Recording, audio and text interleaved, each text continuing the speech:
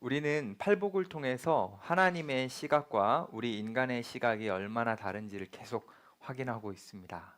우리 인간들은 일반적으로 가난함을 행복으로 여기지 않지만 우리 주님께서는 가난한 자에게 천국이 임한다고 하시면서 그것이 행복한 것이다 라고 말씀해 주셨고, 또한 애통하는 것을 세상 사람들은, 그리고 일반적인 사람들은 행복이라고 여기지 않지만 주님께서는 그 사람에게 위로가 주어진다라고 하면서 행복이라고 하셨고, 그리고 우리가 지난 시간에 살펴봤던 것처럼 온유한 사람, 세상에서 뒤로 밀려날 수 있기 때문에 그래서 불행한 것이다 라고 세상 사람들은 보지만, 주님께서는 그 온유한 자는 하나님께서 땅을 기업으로 주신다라고 말씀하시면서 행복한 존재라고 말씀을 하셨습니다.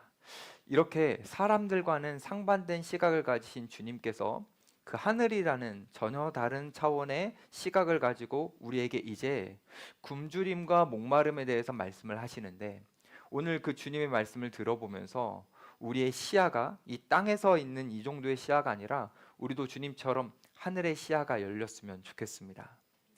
주님의 말씀이 어떤 말씀인지 조금 듣기 전에 먼저 세상 사람들이 이 굶주림과 목마름에 대해서 어떻게 생각하는지를 잠시 한번 나눠보도록 하겠습니다. 일단 여러분들도 그렇게 느끼시겠지만 우리는 굶주림과 목마름보다는 그것이 해결된 상태, 배부름, 그것을 우리는 복이라고 생각을 합니다. 그래서 굶주림보다는 포만감이 복처럼 우리는 여기죠. 사실 이거는 일리가 있습니다. 여러분들 대부분 다 동의하시죠? 굶주림보다는 포만감이 있는 배부름 상태가 좋은 상태라고 여러분 다 생각하시죠? 마음속에 있는 걸 표현 막 해보세요. 맞아요. 저도 그렇게 생각합니다. 분명히 일리가 있어요. 이것 자체는 우리의 이런 인식은 문제가 되지 않습니다. 자, 그런데요, 만약에 그 포만감을 너무너무너무너무 중요하게 여기면, 그 포만감 자체를 제일 중요한 것처럼 여기면 그것은 우리에게 문제가 될 수 있습니다. 굶주림보다는 배부름이 난 것 같은데 그 배부름을 너무 중요하게 여겨서 그 배부름을 위해 너무 삶을 집중하는 것은 우리에게 문제가 될 수 있다라는 거예요. 세상 사람들 중에 다양한 사람들이 존재하지만 어떤 사람들은 세상의 모든 문제의 근원이 이 배고픔과 목마름 때문이다라고 생각하는 사람들이 생각보다 많습니다. 그래서 이것을 어떻게 해결할까 골몰하면서 여기에 집중하면서 살아가는 사람이 많아요. 자, 그런데요, 그 배고픔과 목마름이라는 것은 우리 인생의 최고 중요한 문제는 아닙니다. 사실 우리가 인생을 살아가면서 배고픔과 목마름이라는 것은 중요한 문제가 될 수 있지만, 예수님께서는 우리에게 그 배고픔과 목마름이 우리 인생의 가장 큰 문제는 아니라고 말씀을 하세요. 예수님 시대만 보더라도 예수님 시대에 많은 사람들은 정말 배고팠고 정말 목말랐습니다. 사실 우리는 그렇게 배고픔을 느끼지 않는 시대이지만 예수님 시대 때는요, 직업이 많지 않았고요, 사실 돈을 벌 수 있는 경제적 활동이 거의 없었습니다. 그래서 정말로 많은 사람들이 진짜로 배고팠고 진짜로 목마름을 느끼면서 살아갔습니다. 여러분 정말 배고파 보셨나요? 먹을 게 없어서 정말 먹을 게 있었으면 좋겠다라고 정말 간절하게 그렇게 생각해 보신 분 있습니까? 있을 수도 있는데 오늘 먹을 거, 내일 먹을 거, 이거 계속 고민하면서 살아가는 거 좋아요. 중요할 수 있어요. 그 사람에게는. 그거 원할 수 있어요. 그런데요, 예수님께서는 그 배고픔이라는 그 문제보다 더 중요하고 더 심오하고 더 큰 문제가 있다라고 예수님께서는 말씀해 주십니다. 자, 퀴즈. 여러분, 배고픔 이런 문제보다 사실 예수님께서 우리에게 더 중요한 문제라고 말씀하시는 그 문제는 뭘까요? 뭐라고 대답하셔도 다 정답되게 한번 해볼게요. 도전해 보실 분? 뭘 것 같습니까? 예? 그렇죠. 주님과의 관계입니다. 이거 나중에 나왔어야 되는데 너무 일찍 나와서 당황스럽긴 한데 좋아요. 주님과의 관계입니다. 근데 이것을 우리는 다르게 표현할 수 있어요. 이걸 뭐라고 표현할 수 있냐면, 우리가 스스로 해결하지 못하는 공허함이라고 표현할 수 있습니다. 공허함. 이 공허함이라는 게 생각보다 우리에게는 중요한 문제입니다. 근데 우리는 이것을 잘 느끼지 못할 때도 있죠. 물론 우리 인간은 계속해서 결핍을 느끼며 살아갑니다. 여러분 결핍 많이 느끼죠? 사실 여러분들은 배고픔이라는 그 단순한 결핍은 덜 느낄 것 같아요. 지금 막 한 3일째 못 먹어가지고 지금 막 배고픔을 결핍 중에 최고로 느끼는 분 있습니까? 아마 없을 겁니다. 그런데요, 많은 사람들이 이 배고픔이라는 결핍을 채워지고 나면 사실 우리 안에 있는 공허함이 되게 크기 때문에 다른 결핍들을 찾아 나서기 시작합니다. 그래서요, 어떤 사람들은 어떻게든 돈을 더 끌어안으려고 하고, 어떤 사람들은 쾌락 때문에 막 안달하고, 어떤 사람들은 권력과 명예를 어떻게든 얻으려고 막 안 좋은 방법까지 해가지고 그런 것들을 얻어내려고 합니다. 사실 이런 것뿐만이 아니라 어떤 결핍도 사람들이 느끼냐면 이런 피상적인 관계 속에서 진정한 관계를 열망하기도 하고요. 그리고 어떤 사람들은 왜곡된 사랑 속에서 진실된 사랑을 느껴보고자 하는 그런 갈망도 느끼고요. 또 많은 사람들이 대부분 느끼는 결핍은 뭐냐면 나도 다른 사람들에게 인정받고 칭찬받고 싶다라고 하는 그런 결핍을 느끼면서 살아갑니다. 중요한 건 뭐냐면 결핍이라는 것은 우리에게 항상 있다. 왜냐? 우리는 공허함을 안고 살아가는 존재이기 때문이다. 그래서 결핍을 느끼느냐 못 느끼느냐가 중요한 게 아니고요. 정말 우리에게 뭐가 중요하냐면 어떤 결핍을 느끼면서 살아가느냐가 우리에겐 중요한 겁니다. 왜냐하면 우리는 그 결핍을 느낄 때 그 결핍을 채우려고 그것을 얻으려고 노력하기 때문입니다. 돈이라는 결핍에 빠져 있는 사람은 돈 거리면서 살겠죠. 근데 다른 결핍을 느낀 사람은 그 다른 결핍을 정말 중요하게 여기고 그것을 채우려고 노력하면서 살겠죠. 그래서 제가 지금 여러분들에게 이 서론 속에서 말씀드리고자 하는 것은 이런 겁니다. 우리가 결핍을 느끼는 것은 선도 아니고 악도 아닐 수 있는데, 근데 무엇을 결핍으로 느끼느냐는 우리 인생에 굉장히 중요한 문제이다. 우리를 유익하게 할 만한 것을 결핍으로 느끼면 좋은 일이지만 우리 인생을 유익하게 하지 않을 것을 우리가 결핍으로 느끼고 그것을 추구하고 있다면 우리는 위험해질 수 있기 때문이에요. 예수님께서는 이걸 아셨어요. 그래서 배고픔을 느끼면서 그냥 단순하게 배를 채우고 싶어하고 목마름을 갖고 있는 그 사람들을 향해서 이렇게 말씀하시는 거예요. 너희들은 의에 대한 결핍을 가져야 된다. 이게 제일 중요한 문제이다. 그래서 예수님께서는 의에 줄이고 목말라야 한다라고 말씀을 하시는 거예요. 자, 그러면 여러분, 과연 의란 뭘까? 도대체 예수님 말씀하시는 그 이 의라는 것은 뭘까? 경상도 사투리로 경상도 분 손 들어보세요. 의 해보세요. 미안해요. 이렇게 차이를 두려고 한 건 아닌데. 네, 그 의라고 할 수 있는 그 의란 과연 뭘까? 자, 이거는 여러분 성경 속에서 다양하게 해석할 수 있지만 우리는 이 팔복을 통해서 이해해 봐야 됩니다. 예수님께서는요, 팔복의 순서를 통해서 의가 무엇인지를 알려주십니다. 자, 그러면 우리 복습하는 차원으로 다시 한번 팔복을 한번 처음부터 생각해 봅시다. 우리가 가난한 심령을 딱 가지잖아요. 그 가난한 심령을 가지면 하나님을 찾게 되고 대면하게 되면서 그 하나님을 보게 되는 순간 내가 얼마나 죄인인지를 더 처절하게 느낍니다. 그래서 내가 죄가 얼마나 많은지를 처절하게 느끼는 순간 우리는 애통하게 되어 있습니다. 근데요, 이 애통하는 사람을요, 주님께서는 긍휼히 여겨주시고 그 애통하는 마음을 주님께서는 선히 받아주십니다. 그래서 그 애통하는 사람에게 주님께서는 위로를 주세요. 이 주님의 위로를 받은 사람은 그때부터 감정이 막 달라집니다. 주님의 위로를 받은 사람은요, 내 안에 있었던 내적 긴장감이 조금씩 해소되고요, 그리고 영혼이 부드러워지면서 온유한 사람이 됩니다. 이 온유한 사람은 지난주에 말씀드렸던 것처럼 죄와 사람을 분리할 수 있는 능력이 생기고요, 특별히 나에 대해서는 엄격하지만 다른 사람에 대해서는 관대해집니다.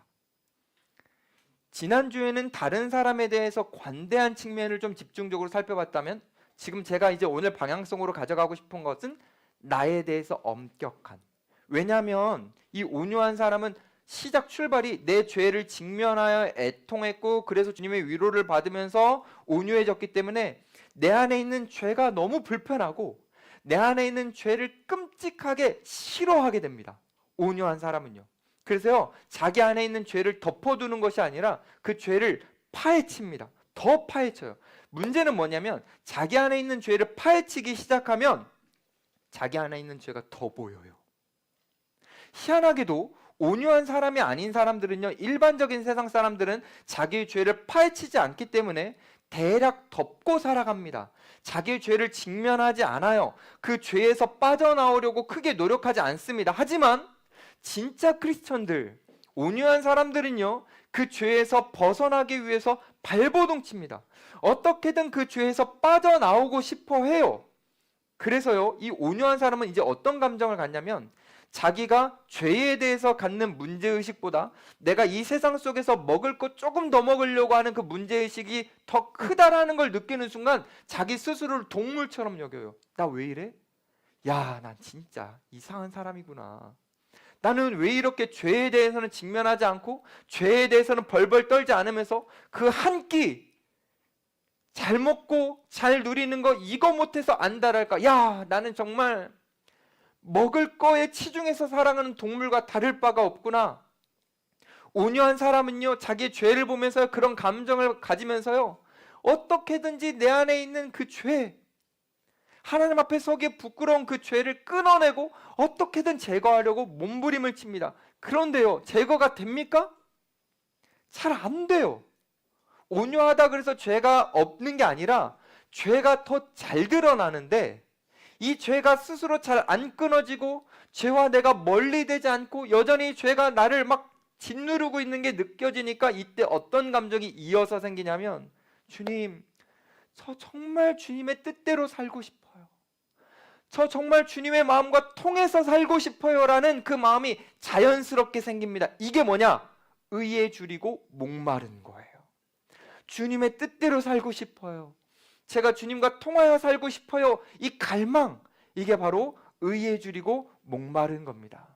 예수님께서는 이 갈망을, 이 의에 줄이고 목마른 이 마음을 복되다고 하셨어요. 하나님의 뜻대로 살고 싶어하고 죄를 거부하고 하나님과 통하여 살고 싶어하는 이 마음을 주님께서는 복되다고 하셨습니다. 자, 결국 의라는 것을 정의해 보면 의라는 것은 내가 하나님의 뜻대로 살려고 하는 그 삶입니다. 이게 조금 어렵다면 이렇게 정의할 수 있어요. 하나님과 바른 관계를 맺는 것. 그게 바로 의입니다. 하나님을 모르는 많은 사람들은 이 의를 오해해요. 왜냐하면 하나님이라는 존재를 인정하지 않고 알지 못하니까 그 의라는 단어를 사람과의 좋은 관계로 해석합니다. 그래서 사람과의 관계를 잘 맺으면, 내가 사람들에게 인정받으면 자신이 의롭다라고 세상 사람들은 생각합니다. 의라는 단어는 기독교 안에서만 쓰는 게 아니고요, 세상 속에서도 쉽게 씁니다. 그래서 많은 사람들이 내가 어떤 사람에게 인정받는 순간 아, 그래, 난 의로운 존재구나 여깁니다. 물론 말은 잘 안 해요. 특별히 어떤 사람이 위험에 딱 처했는데 자기가 목숨을 걸고 희생해서라도 그 사람을 구해주면 세상에서는 의인이라고 말합니다.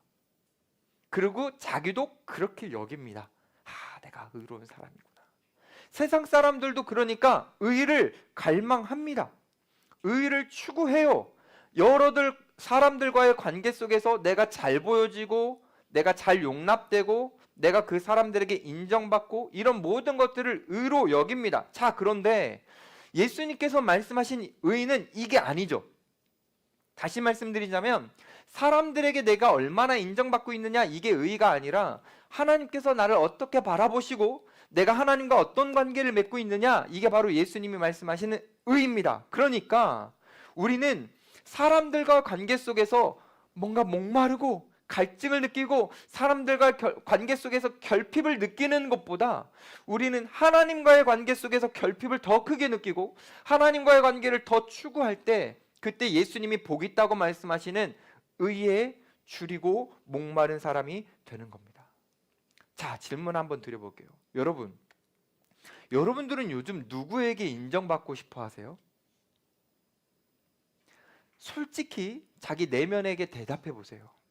나는 요즘 누구에게 인정받고 싶어 하는가? 나는 요즘 어떤 대상에게 관심이 있는가?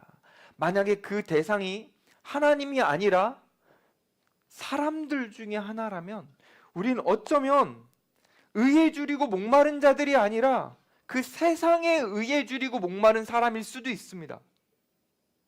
예수님이 말씀하신 이 복 있는 사람이 아니라 우리는 어쩌면 진짜 복을 못 누리고 살아가는 존재일 수도 있는 겁니다. 우리가요, 진짜 갈급하고 진짜 결핍을 느껴야 될 것들을 못 느끼고 있기 때문입니다. 여러분, 뭐가 중요하냐면요, 여러분들이 사람들 앞에서 어떻게 보여지느냐, 이것도 물론 중요할 수 있어요. 저도 중요해요. 여러분들이 저를 좋게 안 봐주면 제가 여기 설 수 있겠습니까? 여기 못 있겠죠. 물론 사람과의 관계도 중요해요. 하지만요, 우리는 그것보다 하나님과의 관계를 더 우선적으로 더 중요하게 여겨야 합니다. 왜냐면요, 우리는 이 인간들 앞에서 살아가는 이 삶은요, 잠시뿐이고요, 우리는 이제 하나님 앞에서 영원히 살아갈 존재들이기 때문입니다. 이것을 다르게 표현해 볼게요. 우리는 어느 순간 하나님의 심판대 앞에 설 존재들입니다. 그 심판대 앞에 서는 순간 우리가 사람들에게 얼마나 인정받았느냐 하나도 안 중요해요. 하나님이 우리를 어떻게 인정해 주시는지, 하나님이 우리를 어떻게 바라보시는지, 그 하나님과 나와의 관계만 중요합니다. 그러니 우리는 그 심판대 앞에 서는 순간 내 모든 것들이 발견되고 발각될 텐데 그때를 생각하면서 살아가야 되는 거예요. 여러분들은 지금 인간관계 속에서 여러분들의 중심의 내면이 발견이 안 될 수도 있습니다. 무슨 말이냐면, 내가 저 사람을 그렇게 좋아하지 않는데 가서 막 웃어주면서 관계 맺으면 저 사람과 관계가 괜찮을 수 있어요. 근데 하나님과는 안 됩니다. 하나님은 다 아세요. 여러분들이 이 땅을 살아갈 때에 그 삶의 목적, 그 목적 아래에 있는 목표, 여러분들이 삶을 사는 동기, 여러분들의 마음, 하나님 앞에 심판대에 딱 서는 순간 그게 다 드러납니다. 민낯처럼 다 드러나요. 숨길 수가 없어요.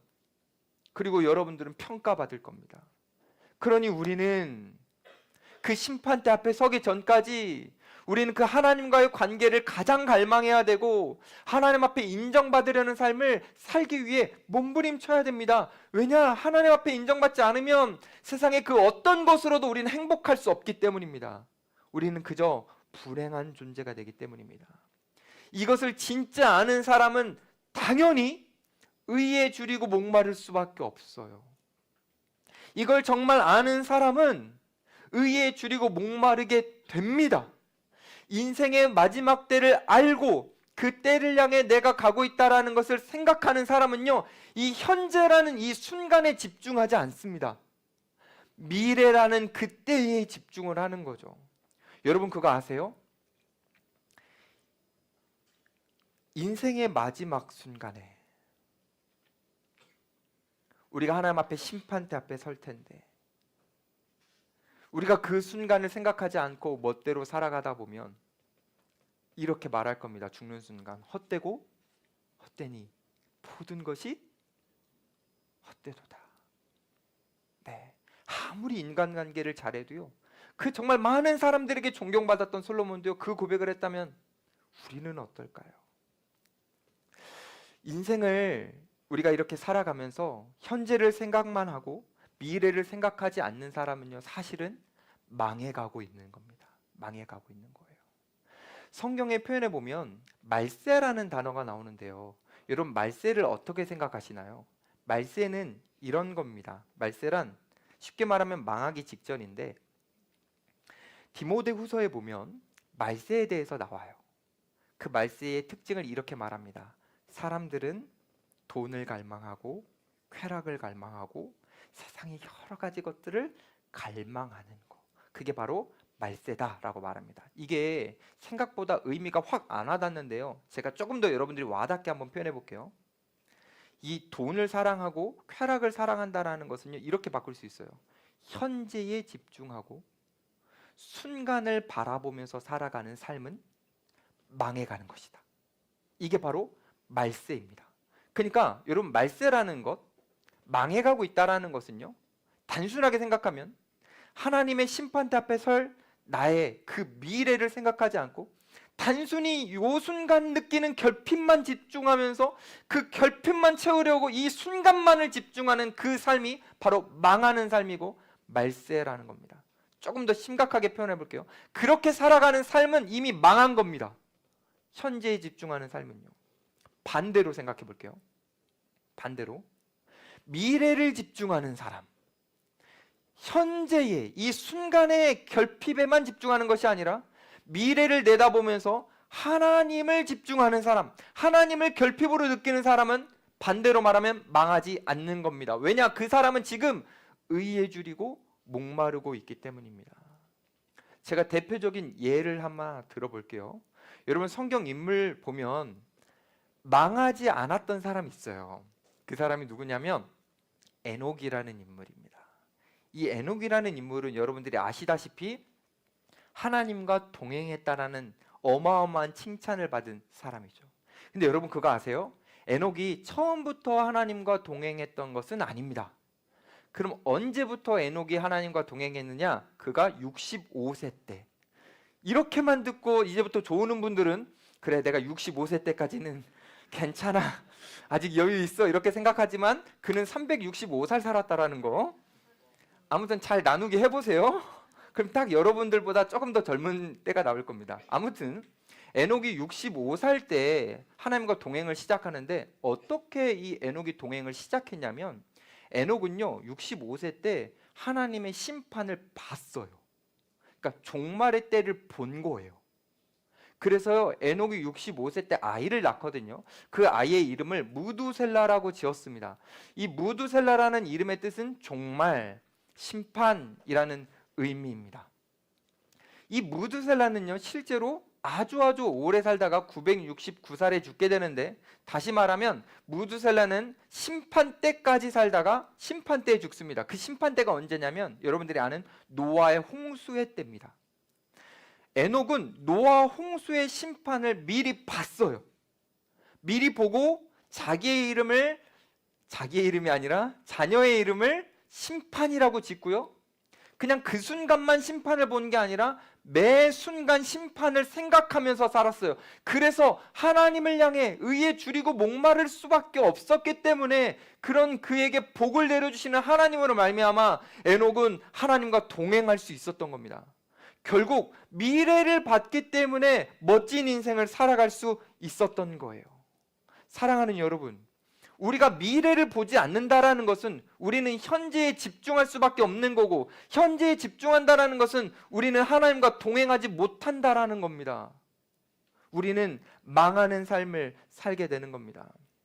그러니 에녹이 현재에 집중하지 않고 미래를 바라보면서 멋지게 하나님과 동행했던 것처럼 저는 여러분들 모두 다 이 순간에 집중하는 것이 아니라 미래를 향해 집중해서 그 심판대를 바라보아서 의를 향한 굶주림과 목마름을 가지고 하나님 앞에 여러분들이 갈망하는 삶을 살아서 주님과 동행하는 멋진 인생들이 되기를 소망합니다. 마지막을 보고 있는 사람만 주님과 동행할 수 있고, 마지막을 보고 있는 사람만 의에 줄이고 목마를 수 있고, 그 마지막을 의식하고 있는 사람만 거룩한 삶을 살아갈 수 있습니다. 마지막을 바라보고 있는 사람은요, 이 잠깐 있다 사라질 이 현세의 물질적이나 관계적이나 그 어떤 축복도 거기에 매이지 않습니다. 어쩌면 내가 이 마지막 때를 바라보면서 하나님을 갈급한 마음으로 살아가는데 이 현세적인 복이 나에게 방해가 된다 그러면 오히려 그 방해물을 치워버립니다. 그게 바로 마지막을 보고 살아가는 사람들의 특징이에요. 근데 여러분 그거 아세요? 이 마지막을 보고 살아가는 사람들은요, 주님을 부르고 주님을 찾고 주님을 목말라하면서 살아가죠.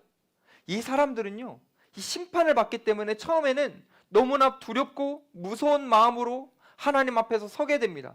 그런데요, 점점 이 하나님과의 동행을 무서움 때문에 하는 게 아니라요, 다른 감정으로 바뀝니다. 어떤 감정으로 바뀌냐면 사랑으로 바뀝니다. 왜냐면요, 무서움 때문에 주목했던 그 하나님을 점점 가까이 보게 되는 순간 그 하나님이 너무 좋은 분이라는 걸 느껴요.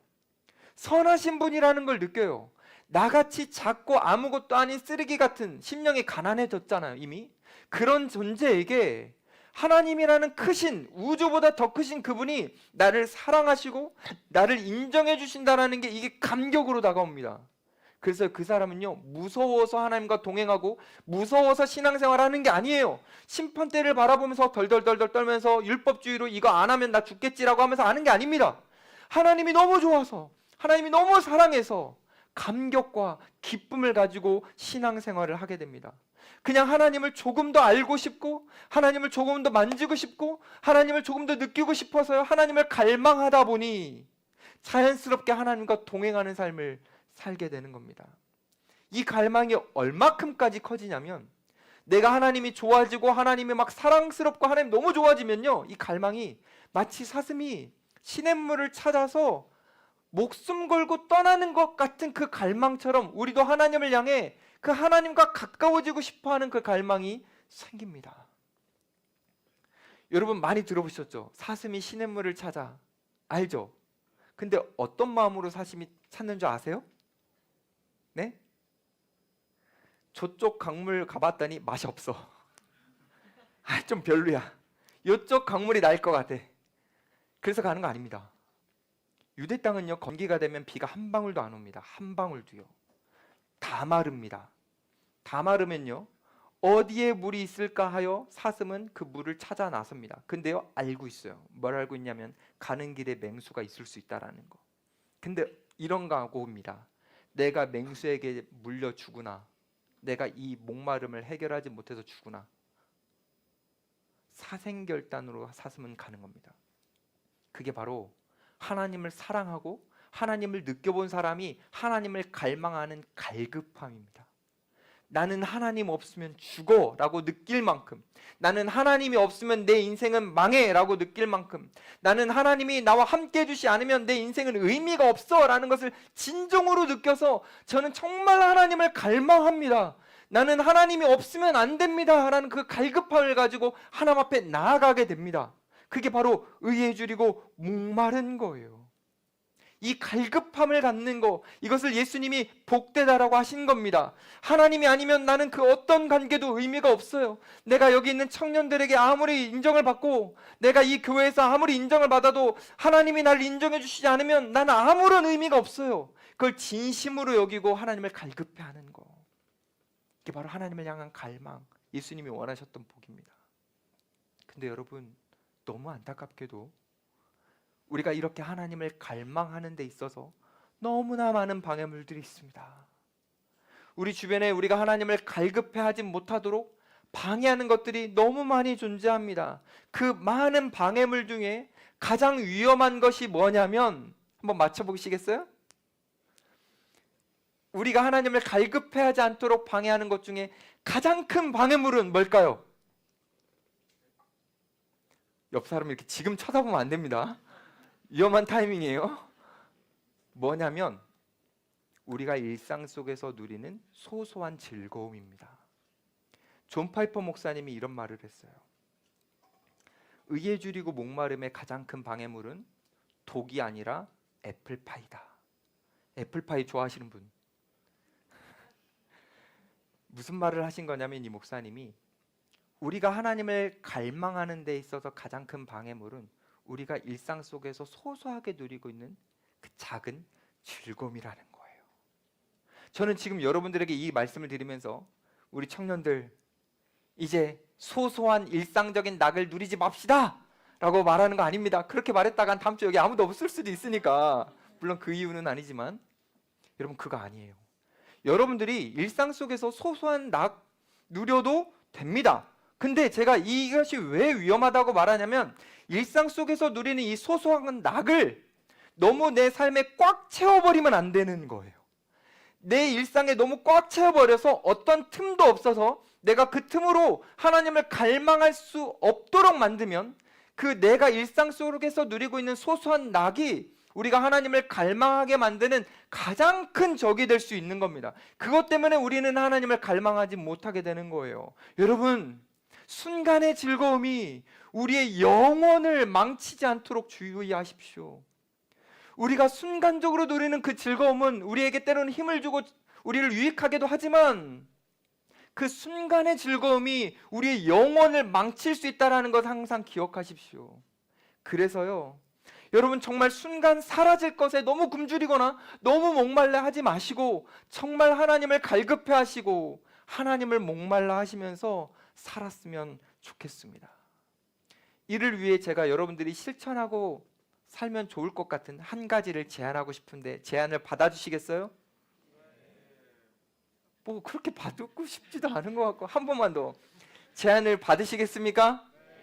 좋습니다, 여러분. 그게 뭐냐면 기도입니다. 기도. 전 여러분들이 그렇게 힘든가요? 기도하라는 말이? 네. 여러분들이 기도하면서 살았으면 좋겠습니다. 왜냐하면요, 우리가 기도하면 그 기도를 통해서 순간에 집중하지 않고 영원에 집중하게 됩니다. 기도가 그런 힘이 있어요. 여러분들이 정말 기도하면요, 순간만 보지 않고요, 정말 멀리를 보게 됩니다. 이걸 조금 더 다르게 표현해 볼게요. 저는 기도의 무중력 상태라는 표현을 되게 좋아하는데 무슨 말이냐면 우리가 기도하지 않을 때는요, 너무나 많은 것들이 우리를 잡아당깁니다. 그래가지고 저는 이렇게 하나님 앞에 딱 서 있고 싶은데 기도를 안 하면 물질이 나 돈 더 많이 필요해 라고 당깁니다.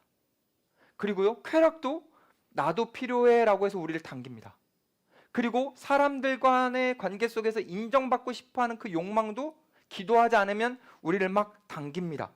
그래서 우리가 그 당김이라는 그 중력에 의해서 끌려가다 보면 우리가 하나님을 갈망하는 것을 놓치게 됩니다. 그런데요, 우리가 기도하잖아요.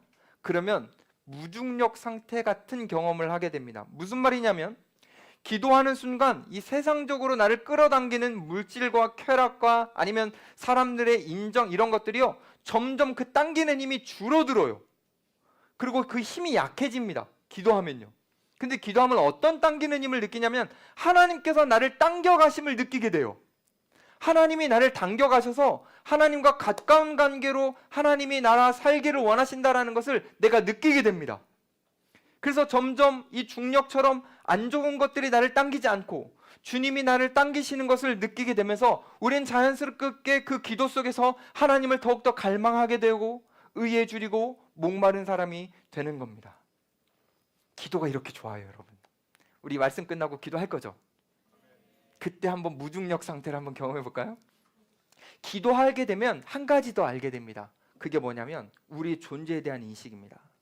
우리가 기도하고 기도할수록요, 어떤 걸 느끼냐면 나는 개선이 안 된다. 무슨 말이냐면 발전 가능성이 없다라는 것이 아니라 개선만으로는 안 된다.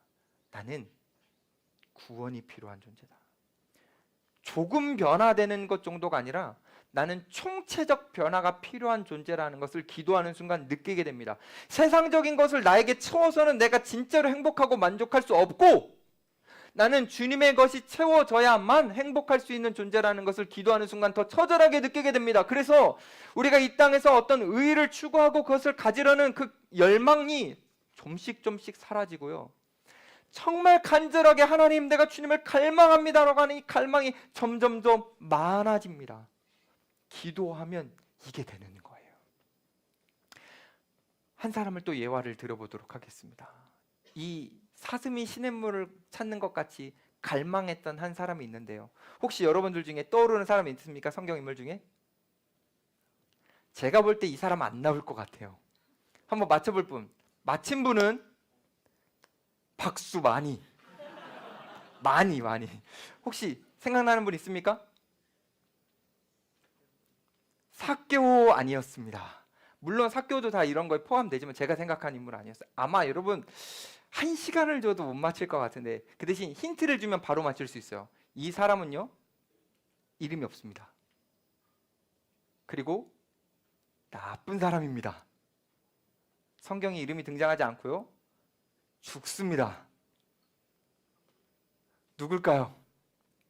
네, 시간 관계상 빨리 넘어가야 되니까 누구냐면 예수님이 십자가 돌아가실 때 바로 옆에 매달렸던 강도입니다. 이 사람 이야기를 조금 해보려고 하는데요, 이 사람은요, 의를 갈망했던 사람입니다. 목사님 강도인데요? 여러분, 오해입니다. 이 사람은 강도라고 표현됐지만 진짜 여러분들이 생각하는 누군가에게 막 돈 뺏고 막 살인하고 나쁜 짓을 하려고 하는 강도가 아닙니다. 그 당시 이 로마 시대의 사형 제도 속에서는 그런 파렴치한 나쁜 놈들은 십자가형에 세우지 않았습니다. 다른 사형 제도를 선택했죠. 십자가형은 정치범에게만 했습니다. 로마에 위협되는 정치범. 무슨 말이냐면 이 사람은 유대를 위해 싸웠던 독립군인 겁니다. 이 사람은 의를 추구했어요. 자신의 노력과 자신의 열심을 통해서 아름다운 세상을 만들려고 했고, 아마도 그래서 그 사람도 스스로를 의롭다고 여겼겠지만 그 사람이 행하는 행동들을 보고 있는 많은 유대 사람들도 저 사람은 정말 의로운 사람이다 라고 생각했을 겁니다. 자, 그런데 그 사람이 스스로 의를 이루려고 했지만 결국 스스로 의를 이루지 못했습니다. 왜냐? 십자가에서 그냥 처참하게 죽어갔거든요. 그때 이 강도가 느꼈습니다. 아, 내가 스스로 의를 이루려고 하는 것은 의미가 없구나. 이건 정말 아니었구나. 그때 이 사람이 갈망하게 됩니다. 뭐를요? 스스로 이룰 수 없는 의, 바로 하나님의 의. 그 주님의 의를 이 사람은 갈망하고요, 이 사람은요 이제 죽어가고 있으니까 기회가 없다고 생각해서, 마지막 기회라고 생각해서 마치 사슴처럼 사생결단하는 각오를 가지고 사람들이 눈을 시퍼렇게 뜨고 있지만, 예수님에 대해 조롱하고 모욕하고 있지만 그 순간 이 강도는 마음을 바꿔 예수님에게 구원을 요청합니다. 마치 의에 줄이고 목마른 사람처럼 이 순간 주님이 나에게 의를 베풀어 주시지 않으면 나는 내 인생이 끝나고 비참해진다라는 그 처절한 가슴을 안고 예수님에게 요청하는 거예요. 주님, 저에게도 구원을 주실 수 있습니까? 저는 하나님과의 관계, 그 의를 갈망합니다. 그 어떤 것보다 지금 이 순간 주님을 갈망합니다. 이렇게 이 강도가 주님 앞에 간절히 요청했거든요. 그래서 어떻게 하셨죠? 예수님이 그의 그 갈망에 답해 주셨습니다. 마치 오늘 본문으로 보면 의에 줄이고 목마른 자는 배부름을 주신다고 하셨는데, 예수님께서는 이 강도에게 배부름을 주셨습니다. 왜냐고요? 예수님이 이렇게 말씀하셨어요. 이 강도에게, 네가 나와 함께 낙원에 있으리라. 여기에서 사람들은 낙원에 집중합니다. 와, 이 사람 천국 갔구나, 다행이다. 우리가 주목해야 될 건 낙원이 아니에요. 뭐냐면 네가 나와 함께라는 단어입니다. 아니, 어떻게 이 사람이 주님과의 관계를 맺을 수 있었습니까? 이 사람이 주님 앞에 해드린 게 뭔데요? 이 사람이 선한 행동을 했습니까? 제자들처럼 예수님을 따라다녔습니까? 그냥 모든 인간들처럼 살다가 죽는 하나의 존재였을 뿐입니다. 그런데요, 의에 줄이고 목말랐더니 그 마음만 보시는 예수님께서 네가 나와 함께 하겠다라고 말씀하셨습니다. 마치 에녹처럼요, 300년 동안 하나님과 동행했던 그 에녹처럼 이제는 앞으로의 그의 영원히 예수님과 동행하는 삶을 살 수 있도록 세상이 줄 수 없는 그 만족감과 행복을 예수님께서는 그 순간, 그 짧은 순간 이 강도에게 허락해 주신 겁니다. 최고의 복이죠. 누구도 누리지 못했던 최고의 복을 이 강도는 받았습니다. 한 번만 더 생각해 봅시다. 이 강도는요, 예수님을 위해서 한 게 없어요. 어떤 회개 같은 모습도 잘 등장되지 않습니다.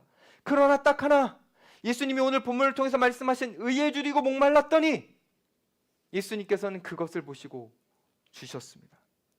사랑하는 여러분, 우리의 배부름은요, 예수님께서 우리에게 어떤 조건을 걸고 주시는 게 아닙니다. 제가 너무 감사한 것은 오늘 말씀을 읽을 때마다 감동되는 것이 있는데요, 우리 다시 한 번만 오늘 본문을 한번 읽어봅시다. 여러분들도 감동을 받았으면 좋겠어요. 같이 한번 읽어볼까요? 시작.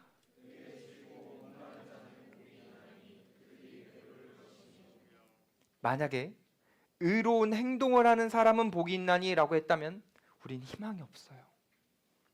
의로운 삶의 열매를 맺은 사람은 복이 있나니라고 했다면 저는 여러분들 앞에 이렇게 못 섭니다. 제가 의로운 사람이 아닌 것 같거든요. 근데요, 의에 줄이고 목마른 사람이 복이 있다고 하시니 이거 너무 감격스러운 거 아닙니까? 그러니까 그 강도도 배부름을 얻을 수 있었던 거고, 지금 우리도 주님 앞에 뭔가 내어드릴 수 있는 것이 별로 없는 사람들이지만 우리가 정말 이 순간 하나님을 향해 의에 줄이고 목마르기만 한다면 우리도 주님을 통해서 배부름을 얻을 수 있습니다. 여러분들에게도 희망이 있는 거예요. 혹시 여러분들 가운데 이런 분 있습니까? 목사님, 제가요 사실 여기 있는 청년들은 다 모르는데 제가 사실 엄청난 죄인입니다. 제가 이전에 살아왔던 삶을 아시면 목사님은 절 미워하실 거예요. 그럴 수 있죠. 그렇게 생각할 수 있습니다. 제가 그분한테 이렇게 말할 거예요. 나도. 내 과거를 알아? 여러분 알아요? 모르는 게 서로 은혜입니다. 여러분의 과거도 그냥 내가 몰라야 되고 우리가 모르는 게 은혜예요. 여러분, 그냥 우리가 지금 이 순간 내가 하나님을 향해 갈망하는 마음이 있느냐, 그거 하나 보신대요. 내 과거가 어땠느냐 이거 안 보신대요. 그러니 여러분 지금 이렇게만 고백하면 돼요. 주님, 나는 주님이 안 하면 아니면 나는 망합니다. 주님이라는 존재와 내가 가깝지 않으면 나는 쓰레기 같은 존재로 살아갈 것입니다. 의미 없는 인생을 반복할 겁니다. 나는 이 주어진 순간순간에 죄만 지을 겁니다. 아무런 가치 없는 인생을 살 수밖에 없습니다. 주님이 없으면 나는 안 됩니다. 나는 정말 주님을 갈망합니다.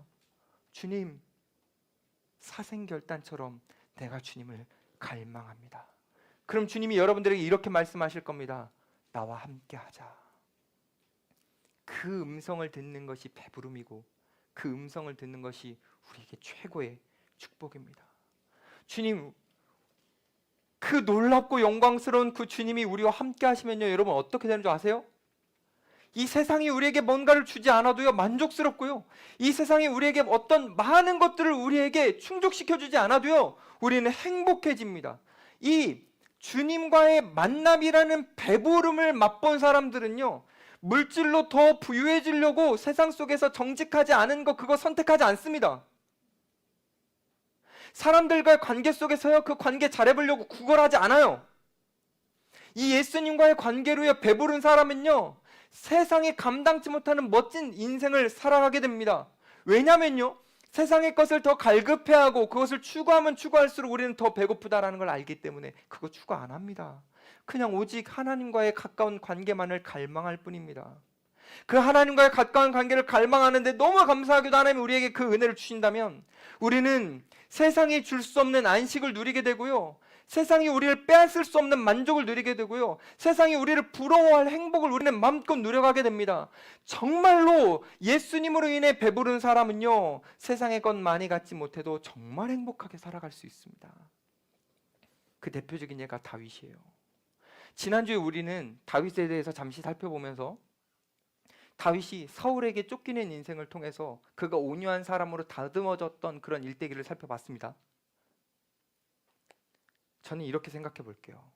다윗이 쫓기는 과정 가운데 온유한 사람으로 다듬어지는 것도 있지만 사실 다윗은요 그 쫓기는 상황 속에서 하나님의 의에 목말라 했고요, 하나님의 의에 굶주렸던 사람입니다.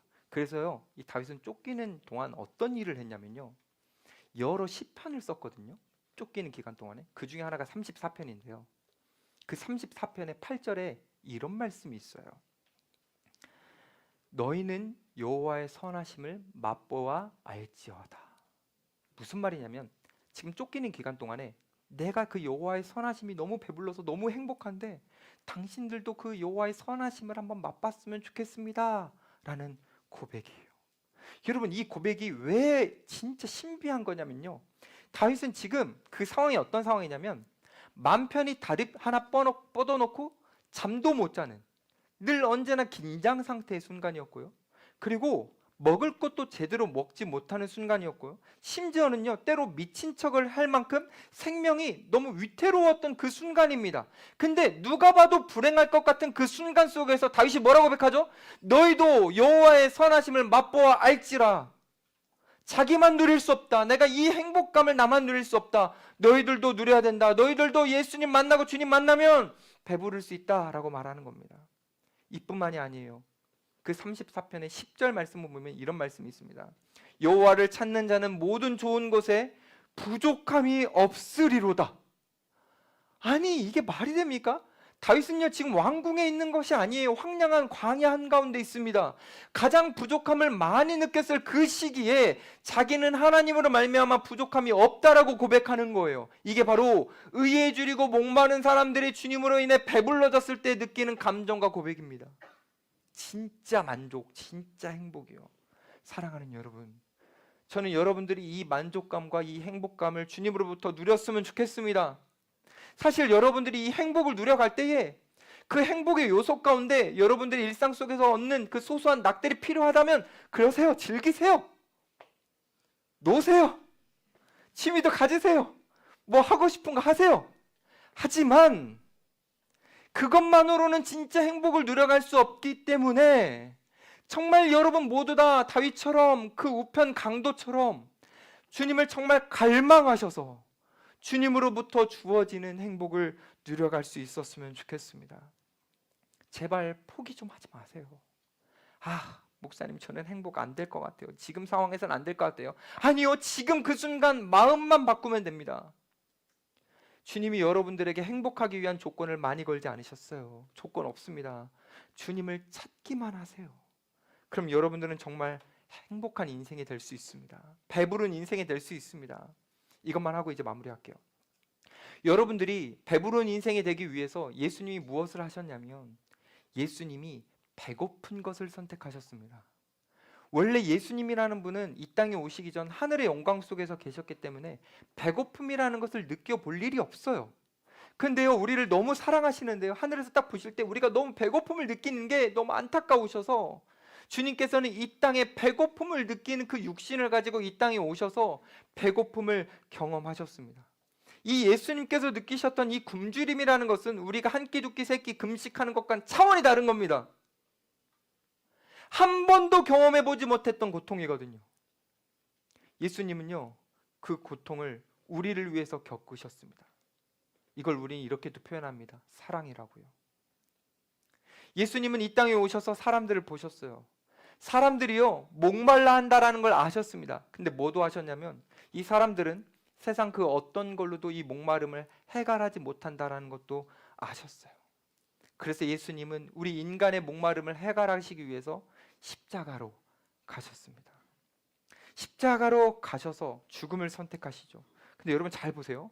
성경은 희한하게 그 예수님이 죽으시는 그 장면들 속에 이걸 꼭 배치합니다. 그게 뭐냐면 예수님이 물과 피를 쏟으셨다라는 겁니다.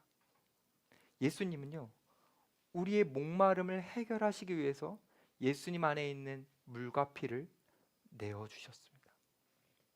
예수님이 자기의 것을, 모든 것을 우리에게 내어주시자 예수님은 이제 진짜 우리 모든 인간들이 느낄 그 목마름을 합쳐서 예수님은 한 번에 목마름을 느끼셨어요. 이걸 타들어가는 갈증이라고 표현해 봅시다. 예수님은 그 십자가에서 우리를 사랑하셨기 때문에 그 타는 갈증을 느끼셨어요. 그래서 예수님이 십자가에서 한마디 하십니다. 뭐라고 하시냐면 내가 목마르다 라고 말씀하십니다. 아무리 생각해봐도 예수님은 십자가에서 목마르다라고 말씀 안 하실 수 있는 분이에요. 안 해도 됩니다. 의무가 없어요. 근데요, 이유는 딱 하나예요. 우리를 사랑하셔서 우리 안에 있는 배고픔과 목마름을 해결하시기 위해 예수님이 우리에게 있는 목마름과 배고픔을 다 가져가셔서 예수님이 한 번의 고통을 느끼신 겁니다. 우리를 위해서요. 그래서 예수님이 이제 우리에게 이렇게 말씀하십니다. 목마른 자들아 다 내게로 오라. 사랑하는 청년들아 너희들 목마르니 내게로 와라. 내가 너희들에게 해갈을 주겠다. 배고픔을 해결해 주겠다. 갈급함을 세상 그 어떤 것에서 찾으려고 하지 말고 너희들의 목마름을 세상의 그 어떤 것에서 해결하려고 하지 말고 나에게 와라. 내가 해결해 주겠다. 예수님이 그렇게 말씀하시는 거죠.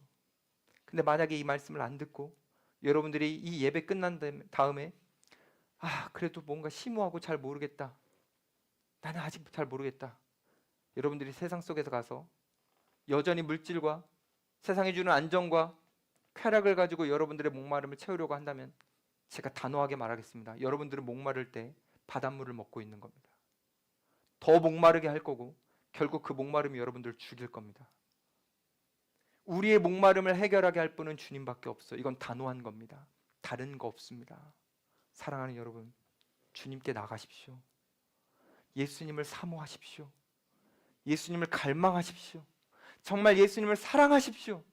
그래서 여러분 정말 이 짧거든요, 인생. 현재라는 이 순간에 집중하지 마시고 우리가 주님 앞에 서게 될 그날을 집중하셔서 정말 예수님을 갈망하셨으면 좋겠습니다. 에녹처럼 마지막 때를 보고 살아가서 여러분 모두 다 이 순간 때문에 영혼을 망치지 않았으면 좋겠고요. 특별히 여러분 모두 다 우편 강도처럼 정말 예수님을 향한 갈급함을 이 기회가 아니면 없다라는 관점으로 정말 간절히 구하셔서 주님께서 주시는 그 배부름으로 말미암아 여러분들의 일상이 미소와 행복이 되었으면 좋겠습니다. 특별히 여러분들이 어떤 순간이든지 때로는 물질과 어떤 것이 부족하더라도 여러분들이 정말 주님이 주시는 그 배부름을 매일매일 누려서 여러분들도 다윗처럼 여러분 주변에 있는 사람들에게 여호와의 선하심을 맛보알지어다라고 담대하게 고백할 수 있는 사람들이 되기를 소망합니다. 정말 여러분들이 주님을 갈망하여 세상이 흔들 수 없는 만족과 세상이 빼앗을 수 없는 안정과 세상이 정말 부러워할 행복을 여기 있는 모든 청년들이 누려가기를 간절히 축복합니다.